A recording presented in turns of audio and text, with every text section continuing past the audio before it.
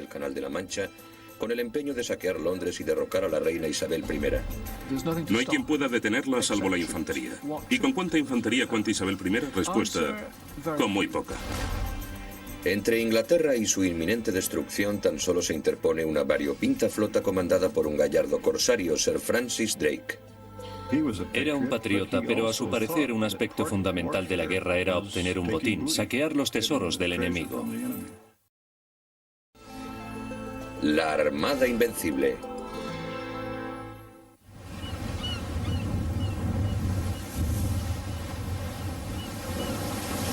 La isla escocesa de Ferr, 1970.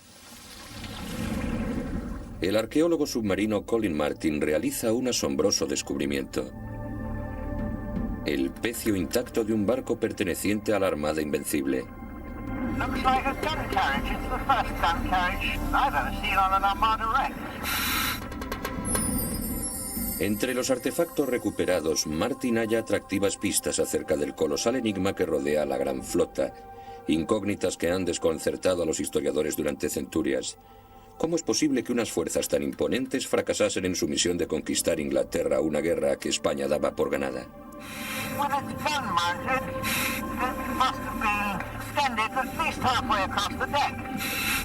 Antes de descubrir un buen número de pecios de la Invencible, tan solo sabíamos lo que nos decían los documentos. Hallando los restos de los navíos, estudiándolos mediante técnicas arqueológicas modernas y reconstruyendo su fisonomía previa al naufragio, estamos viajando en el tiempo. 1558, el gigantesco imperio español se dispone a ceñir todo el globo terráqueo. Con sus territorios extendiéndose desde Finisterre hasta Macao y las Indias Occidentales, el rey Felipe de Habsburgo es el soberano más poderoso del mundo. A raíz de la conquista de las Islas Filipinas, que comenzó en 1565, se puede afirmar que, en rigor, en su imperio jamás se ponía el sol. La adición del Reino de Portugal lo redondea. Pero una vez que tienes las Filipinas en el otro extremo del mundo, posees un imperio enorme. Felipe II trata de aunar todas las naciones católicas bajo una misma corona. Su estrategia incluye casarse, siendo aún príncipe de Asturias, con su prima, la católica María Tudor, a la sazón reina de Inglaterra. Se trata de una jugada calculada para procurar protección a sus posesiones flamencas contra una posible invasión francesa. Uno de los grandes atractivos del matrimonio con María Tudor, una mujer mucho mayor que Felipe y que posiblemente ha sobrepasado la edad fértil, es no obstante que se trata de la reina del país que se encuentra frente a los Países Bajos, y aunar Inglaterra y los Países Bajos le brinda protección para sus territorios. A instancias de su esposo Felipe, la reina María Tudor comienza a instituir una armada moderna. Bautiza su primer barco con el nombre de Felipe y María en conmemoración de su casamiento. Sin embargo, se avecina una contrariedad. María fallece a causa de un cáncer de ovarios. Cuando la hermanastra de María, Isabel I, sube al trono en 1558, comienza inmediatamente a restaurar el régimen protestante en Inglaterra. En un postrer intento de detener el proceso, Felipe escandaliza al mundo proponiendo matrimonio a Isabel. Creedme, si no fuese por el amor de Dios, jamás haría tal cosa. Nada podría obligarme a ello, salvo el claro convencimiento de que de este modo ganaría el reino de Inglaterra para su servicio y fidelidad. Isabel rechaza a su reacio pretendiente y Felipe regresa a España, abandonando por el momento toda esperanza de conservar vivo el catolicismo en Inglaterra. Felipe e Isabel coexisten razonablemente en paz durante sus primeros 10 años de reinado. Pero después Francis Drake y John Hawkins regresan del Caribe afirmando haber sido atacados por los españoles. Durante varios años, el capitán inglés John Hawkins y su joven primo y pupilo Francis Drake han explotado una lucrativa ruta de tráfico de esclavos entre África y las colonias españolas del Nuevo Mundo, ocasionando grandes disgustos al rey Felipe. Estrictamente hablando, estos hombres eran piratas, y pocos de ellos se plegaban a la autoridad de Isabel I, por mucho que ésta financiase sus expediciones. Drake alegaba contar con el beneplácito de la reina, pero jamás lo demostró a nadie, de modo que los españoles consideran esta práctica mera piratería. Cuando las tormentas fuerzan a las baqueteadas naves de Hawkins a buscar abrigo en un puerto mexicano, la Armada Española no deja pasar la oportunidad de tender una trampa a los incautos ingleses. Hawkins y parte de sus hombres se las compusieron para huir por los pelos a otro buque llamado Minion. Y el propio Drake se embarcó en un pequeño navío. Hawkins le envió órdenes de regresar. Volved, llevo demasiados hombres a bordo de esta nave y quiero que recojáis a algunos. Drake hizo caso omiso a su orden, no regresó y partió por su cuenta de aquel puerto, abandonando a Hawkins con su barco sobrecargado. Respaldando a sus capitanes corsarios, Isabel responde a este ataque a las naves inglesas asaltando 5 galeones españoles cargados de tesoros. Felipe II, airado, comienza a maquinar un modo de derrocar a Isabel. Inopinadamente se le presenta la ocasión propicia en 1570, cuando el Papa Pío V excomulga a la soberana. La bula de Pío V declara depuesta a Isabel y autoriza a cualquier católico para asesinarla y a cualquier monarca católico para destronarla. De modo que el Papa recurre a Felipe II y le propone hacerse cargo de la empresa.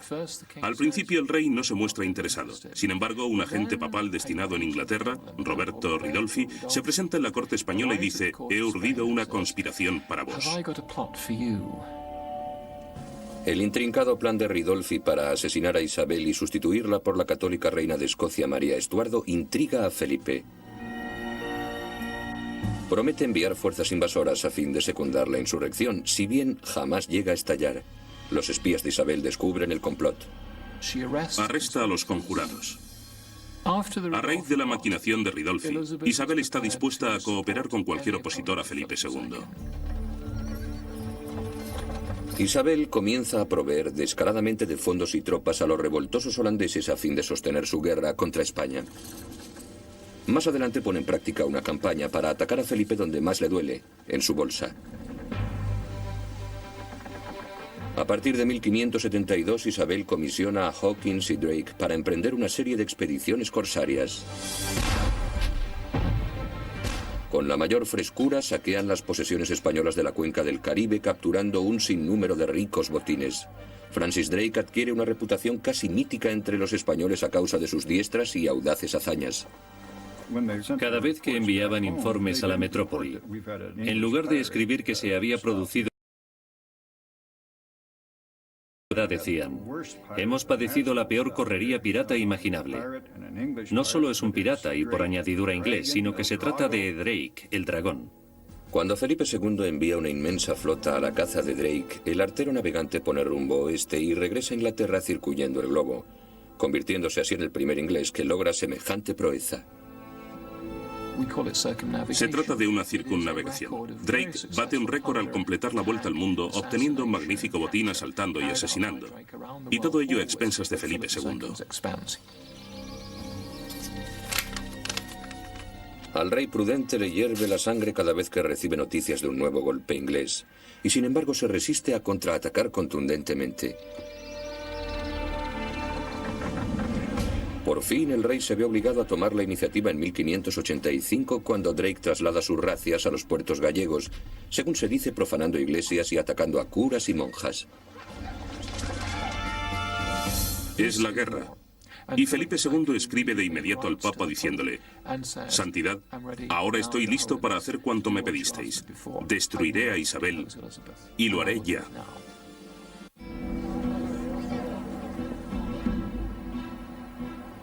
En 1585, con la espina de las recientes correrías de Francis Drake aún clavada, el rey Felipe de Habsburgo toma la trascendental decisión de invadir Inglaterra y derribar a la reina Isabel.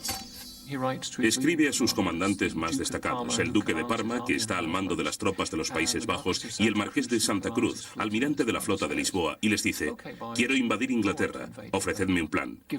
De modo que tras consultar a sus expertos, ambos se presentan con fabulosos proyectos en los cuales, claro está, cada uno de ellos asume el papel protagonista. El marqués de Santa Cruz responde el primero. Una gran armada navegará hasta Inglaterra y desembarcará una fuerza invasora.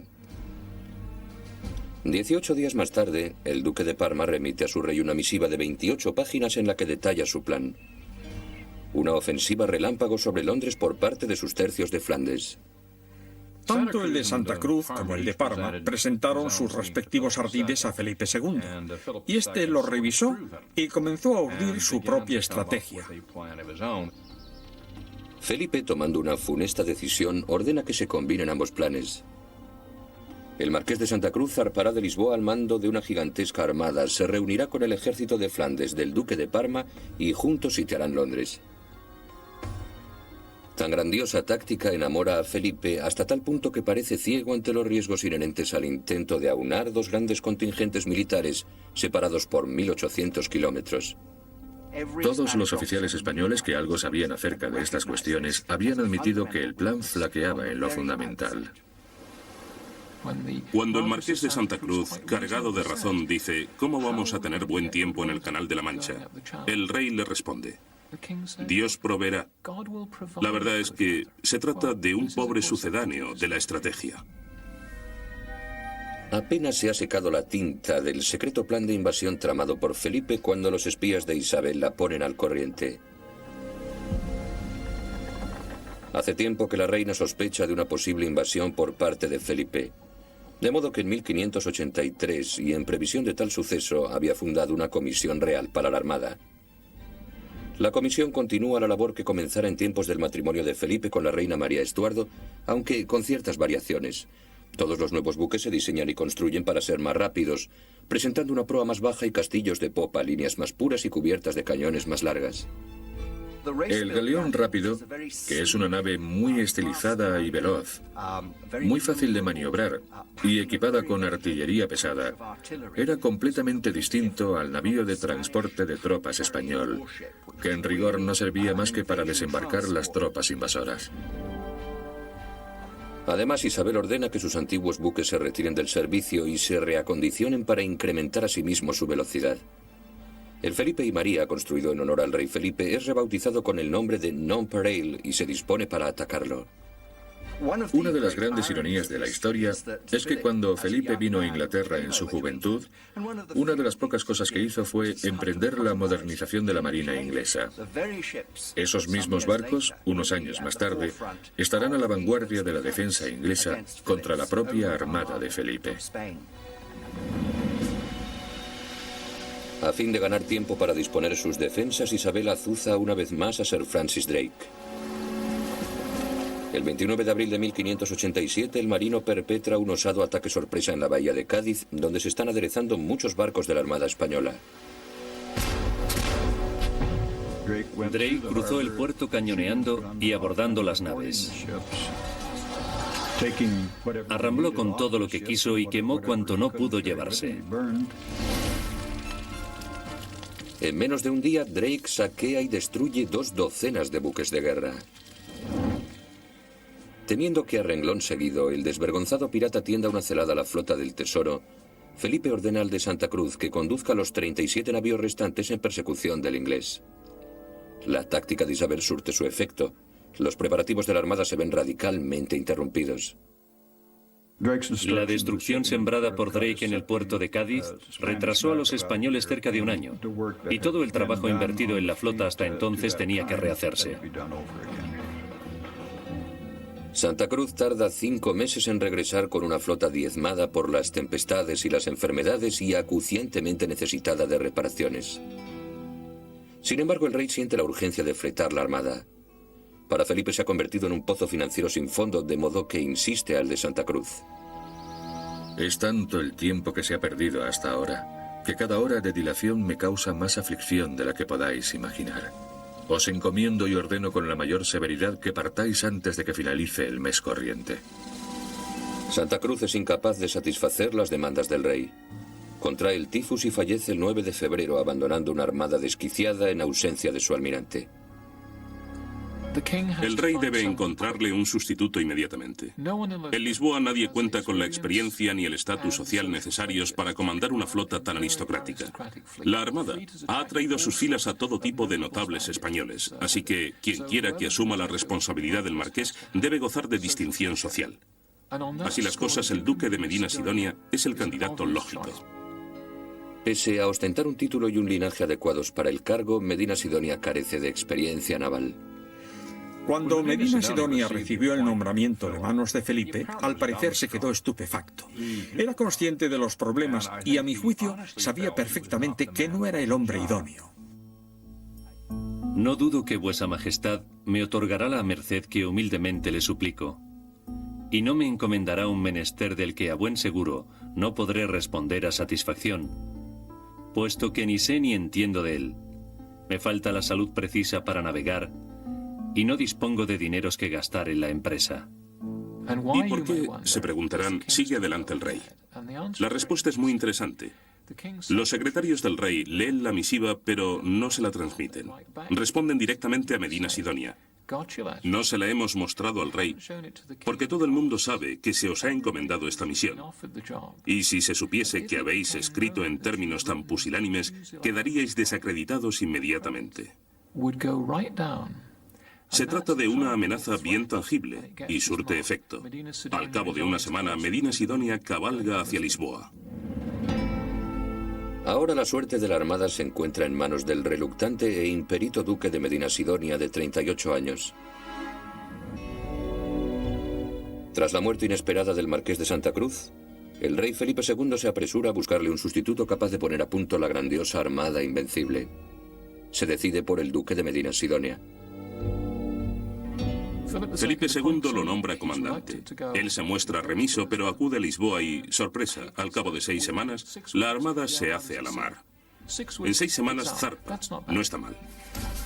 El duque, un puntilloso organizador, se hace a la mar en un tiempo récord al mando de una armada que incluye unos 19.000 infantes, 7.000 marineros, 1 millar de caballeros de fortuna, 180 clérigos y 130 navíos para transportarlos a todos. A los ojos de las multitudes que desfilan diariamente por el puerto, la armada merece el apelativo de invencible. Mas las apariencias engañan.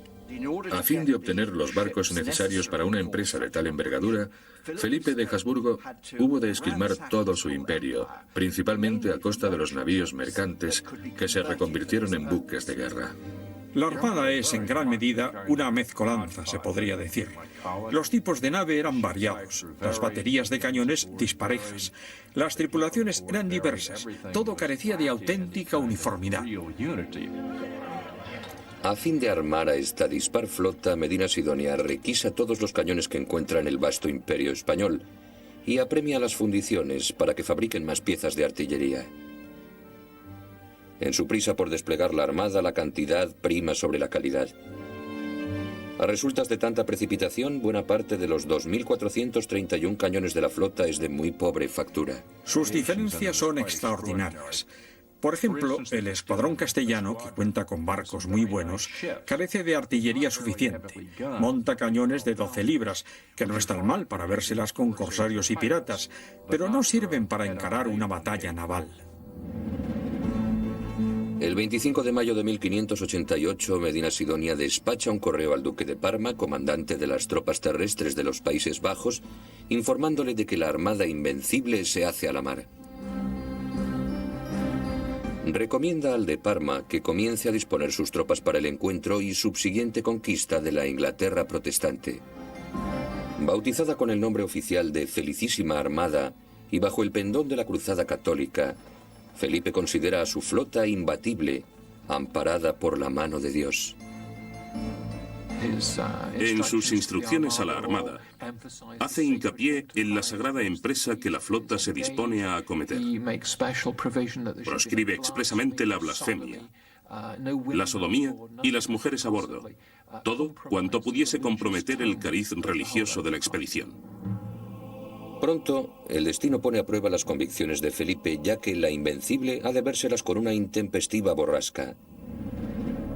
Para el 24 de junio tan solo han llegado a la altura de La Coruña y allí los sorprende una violenta galerna que dispersa a la flota. En una carta al rey, Medina Sidonia pone en duda que Dios milite verdaderamente en el bando español, provocando una airada respuesta de Felipe. Yo tengo ofrecido a Dios este servicio.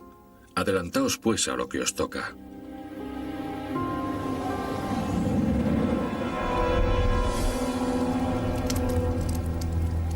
El 29 de julio de 1588 los faros de alarma llamean por toda la campiña inglesa, proclamando que ya se ha avistado la armada frente a la costa.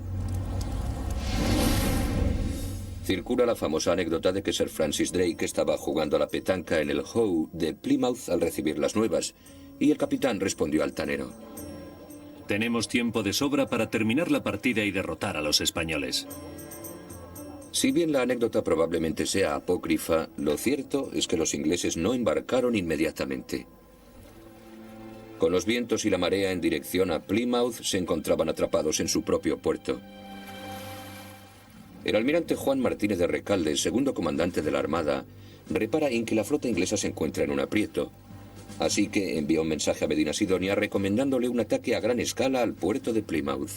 A mi juicio, si se hubiesen situado a la entrada del puerto de Plymouth y quizá les hubieran enviado un puñado de brulotes, barcos incendiados, los ingleses habrían estado perdidos. Sin embargo, Medina Sidonia ha recibido órdenes estrictas de no atacar a no ser que se vea obligado a ello. Su misión consiste en reunirse con el duque de Parma e invadir Inglaterra.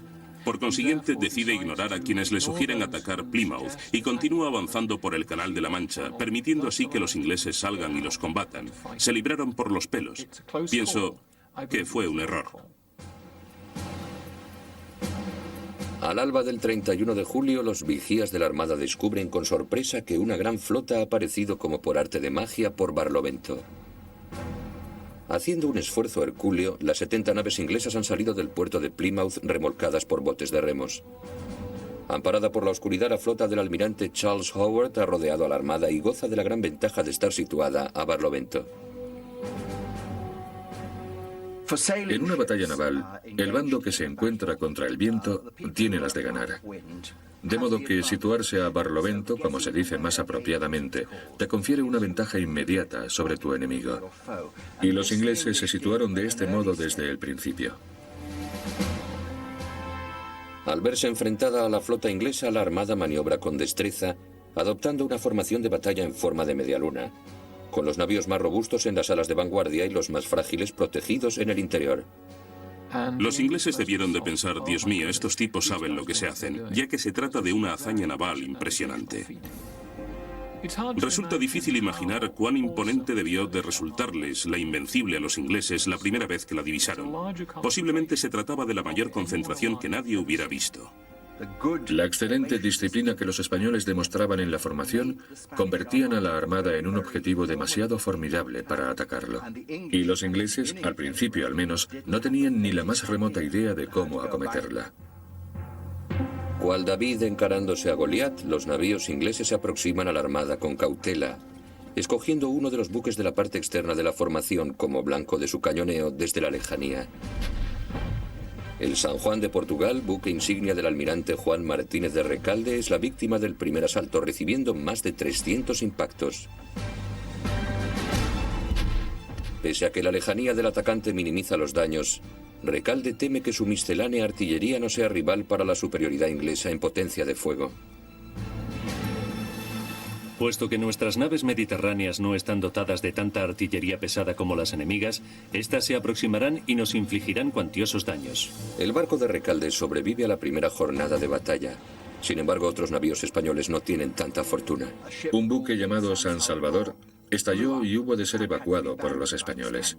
En la confusión ocasionada por este incidente, otro navío, el Nuestra Señora del Rosario, uno de los mayores y mejor armados de la flota, colisionó con otro buque de la Armada. Pierde el palo mayor, y un barco sin palo mayor es ingobernable. Así que Medina Sidonia, antes que nada, trata de echarle un cable. Este se parte. Entonces, tiene que decidir. ¿Aguardamos a que se repare o seguimos avanzando? Si queremos cumplir nuestras órdenes, debemos arribar a Flandes lo antes posible. Y finalmente se decide por esto último. El segundo comandante, Juan Martínez de Recalde, se opone vehementemente a tal decisión. Pero una vez más, el obstinado Medina Sidonia hace valer su autoridad. El Nuestra Señora del Rosario, con 50.000 ducados del Tesoro Real y grandes provisiones de preciosa pólvora a bordo, es abandonado a su suerte para que se defienda por sí solo de la envalentonada armada inglesa. Al amanecer del 1 de agosto de 1588, el comandante del malhadado Rosario descubre atónito que la armada se ha esfumado. lo ha abandonado, continuando viaje hacia Flandes, donde se encontrará con el duque de Parma. Siguiendo la estela del maltratado navío, navega un solitario galeón inglés, el Revenge, la Venganza, el buque insignia del mismísimo Francis Drake. El capitán del Rosario se enfrenta a una crucial decisión. El comandante, un tal don Pedro de Valdés, es miembro del Consejo de Guerra y está al tanto de absolutamente todo el plan. Y dice, solo me rendiré a Sir Francis Drake en persona. Y la respuesta a su mensaje, aunque parezca mentira, dice, Drake viaja a bordo del barco que tenéis enfrente. Réplica de acuerdo. Y Drake sube a bordo, recoge su espada y se lleva con él a don Pedro. Su colega el capitán Martin Frobisher se burla de la acción de Drake. Para capturar el Rosario, Drake ha tenido que abandonar su posición a la cabeza de la flota, permitiendo así que el resto de las naves se dispersen durante la noche. Sus compañeros estaban furiosos, no por haberlos abocado a tan tremendo riesgo, sino por haber sido el primero en hacerse con el tesoro. Cuando Frobisher descubrió lo que Drake había hecho, pensó que había actuado así bien por cobardía, bien por traición. Dijo, desconozco el motivo, pero a fe mía que es uno de esos dos. Lo que Frobisher no sabe es que Drake podría haberse apoderado de algo más que el tesoro del Rosario y su capitán. No es más que una teoría, pero a mi juicio, el hablar directamente con uno de los capitanes del escuadrón, sometiéndolo a un sutil y mesurado interrogatorio, descubriendo quizá cómo habían concebido la ofensiva, es como apoderarse de los planes secretos del adversario. Al día siguiente, Drake arremete contra un nuevo barco español. Lo rodea una y otra vez lanzándole andanadas. Se diría que trata de averiguar cómo responden los españoles, y la respuesta es no hacen nada. En los días siguientes a la captura del Rosario, los comandantes ingleses se muestran más atrevidos. Se aventuran más cerca de los buques españoles y los acosan con un fuego incesante. Aún así, el intenso cañoneo parece incapaz de frenar el implacable progreso de la armada incontenible hacia los Países Bajos, donde se encontrará con el ejército del duque de Parma para invadir Inglaterra. Sin embargo, el constante avance de su flota no reconforta a su comandante, el duque de Medina Sidonia.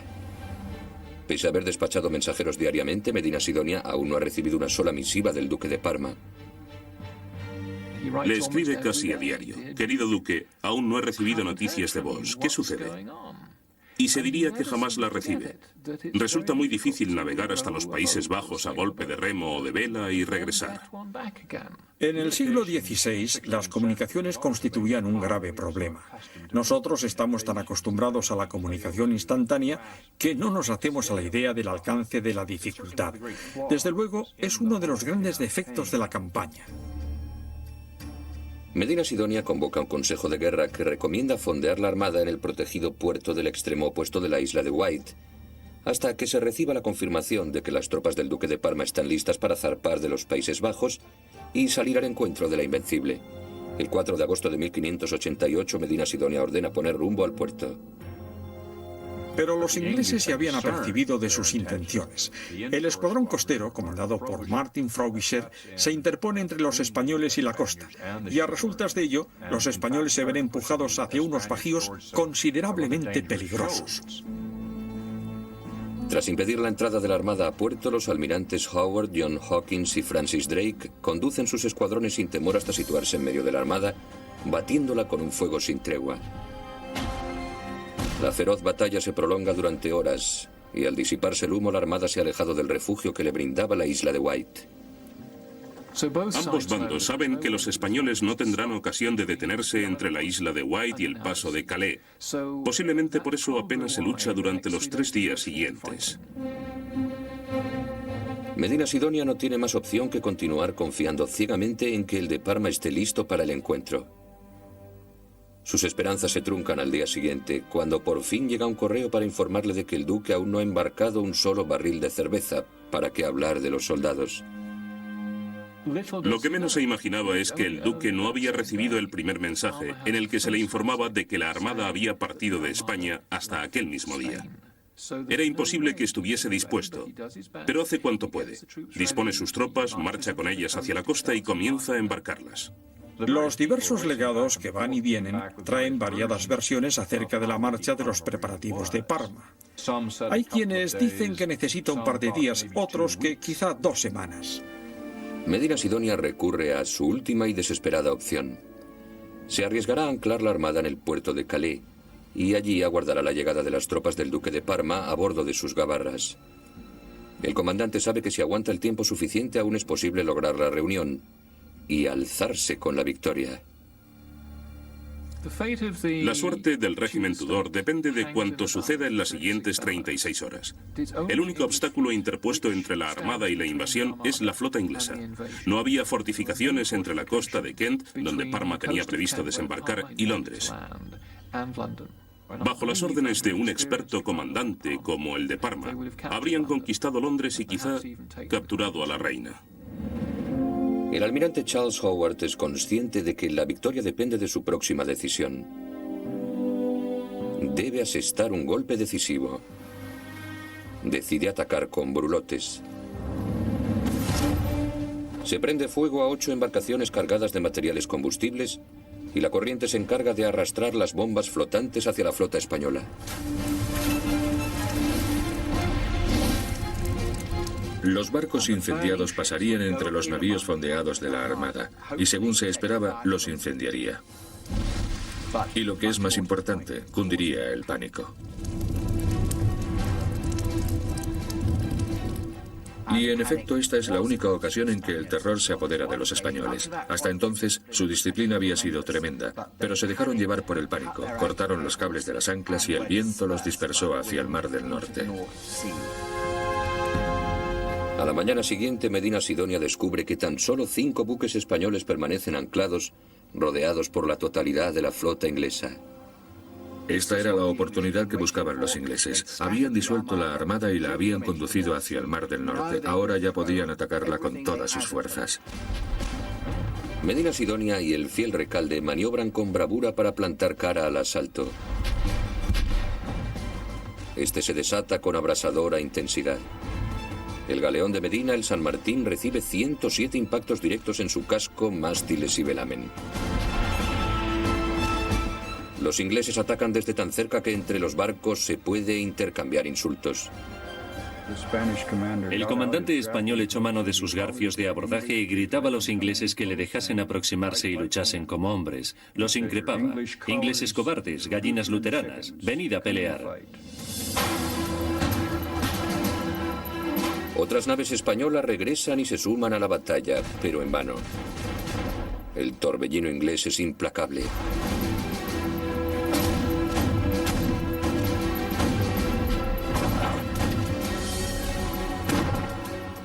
Por las cubiertas de los buques de la armada corre a raudales la sangre de los 1000 españoles muertos y los 800 heridos. Asombrosamente, tan solo 100 ingleses sufren daños.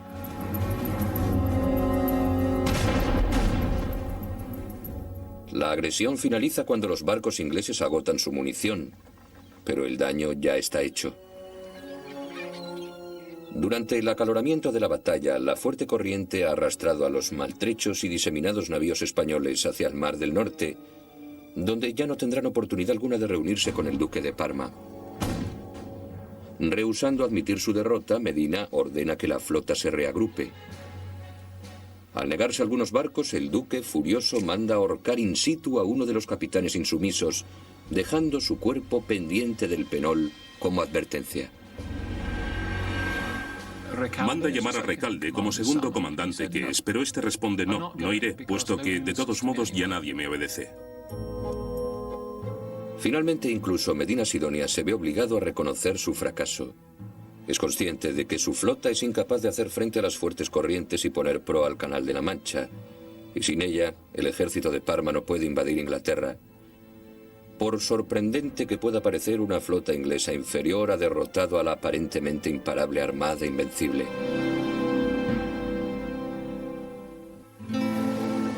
En el Mar del Norte, a la deriva, Medina Sidonia y sus capitanes evalúan sus cada vez más menguadas opciones. Llegan a la conclusión de que lo más acertado es regresar a España. Y la única ruta segura, sin tener que encararse de nuevo con los ingleses que los han derrotado, es rodeando Escocia. Tan pronto como los barcos ponen rumbo norte, se topan con un rosario de violentas tempestades. Una buena parte de los malparados barcos pierde sus jarcias y se estrella en las inhóspitas costas de Escocia e Irlanda. Quienes no perecen ahogados se ven a merced de los soldados ingleses destinados en la región. La triste realidad es que los ingleses lo rodearon y tirotearon. Después, desde luego, los ingleses culparán a los salvajes irlandeses de haberles matado a golpes para robarles el dinero y las alhajas. Pero lo cierto es que fueron los propios ingleses los principales culpables de la matanza de varios millares de españoles que desembarcaron en las costas irlandesas. El 21 de septiembre de 1588, 2 meses después de la dichosa partida de La Coruña, Medina Sidonia regresa renqueante a España al frente de 8 baqueteados galeones. Su buque insignia se sostiene literalmente gracias a las maromas que ciñen su casco. De las 130 naves que zarparon hacia Inglaterra, 70 se han perdido junto con 12.500 hombres. El almirante Juan Martínez de Recalde, el segundo comandante de la Armada, también consigue regresar a España, donde muere al cabo de 2 semanas. En cierto sentido, Recalde es quien tiene la última palabra, ya que lo último que hace en su vida es cursar un informe en el que critica sin ambajes, explícita y reiteradamente, las decisiones de su comandante supremo Medina Sidonia. Sin embargo, posiblemente el rey jamás llegó a leerlo. A resultas de ello, las investigaciones oficiales exoneran a Medina Sidonia y a Parma, si bien jamás dan respuesta al principal enigma. ¿Por qué fracasó la Armada? Por supuesto, lo primero que hacía todo el mundo era atribuir a Dios tanto la victoria como la derrota. A raíz de la debacle de la Armada Invencible, en Inglaterra y Holanda se celebraron grandiosas procesiones y oficios religiosos dando gracias a Dios por la victoria. Sin embargo, los expertos se pusieron a analizarlo. A lo largo de los siglos, los estudiosos han propuesto multitud de teorías para explicar el fracaso de la Armada Invencible. En 1967 la controversia se reaviva cuando los arqueólogos descubren el primer pecio de los 8 hallados frente a la costa irlandesa. Entre los restos del Santa María de la Rosa les aguarda una gran sorpresa. El primer barco naufragado carecía absolutamente de artillería.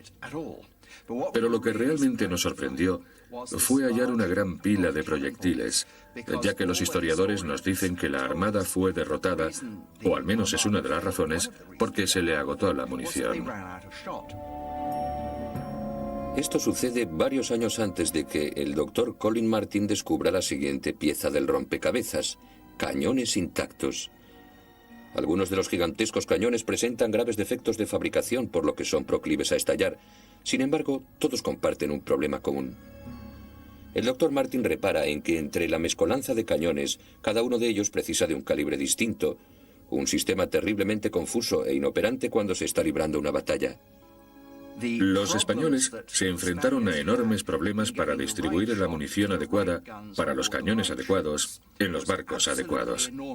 Y al parecer debió de producirse tal caos que la mayoría de los buques embarcaron balas de cañón que no se correspondían con el calibre de los cañones de a bordo. Para colmo de males, ulteriores investigaciones demuestran que muchos de los mayores cañones españoles iban montados sobre tremendas cureñas de 2 ruedas. Esta disposición tan poco manejable los hacía casi imposibles de maniobrar y recargar en el transcurso de la batalla.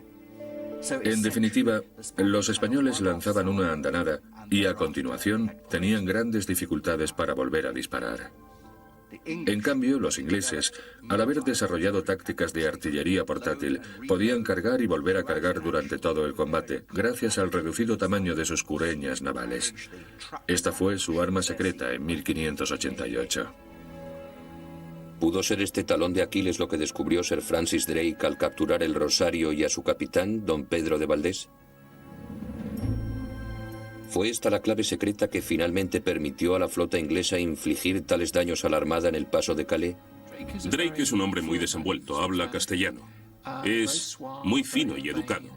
Podría haber reparado en que la nave, a pesar de su gran tamaño, cargaba cañones larguísimos, y quizá preguntase cómo pensaban recargarlos. Y don Pedro puede que le respondiera: la verdad es que jamás se nos ocurrió. Pensamos, una andanada y al abordaje. Y Drake: sí, muy interesante, continúe. Resulta inevitable pensar que esta prolongada conversación pudo proporcionar a Drake muchísima información. Si bien los descubrimientos del doctor Colin Martin arrojan nueva luz sobre el misterio de la inoperancia de la Armada en combate, Algunos eruditos opinan que no son sino los síntomas de un problema mucho más grave. El auténtico hierro, la equivocación fundamental, se remonta al estadio de estrategia y planificación. No es un buen plan. Confiar que una flota se reúna con un ejército que se encuentra a 1000 millas marinas en plena edad de oro de la navegación es un error.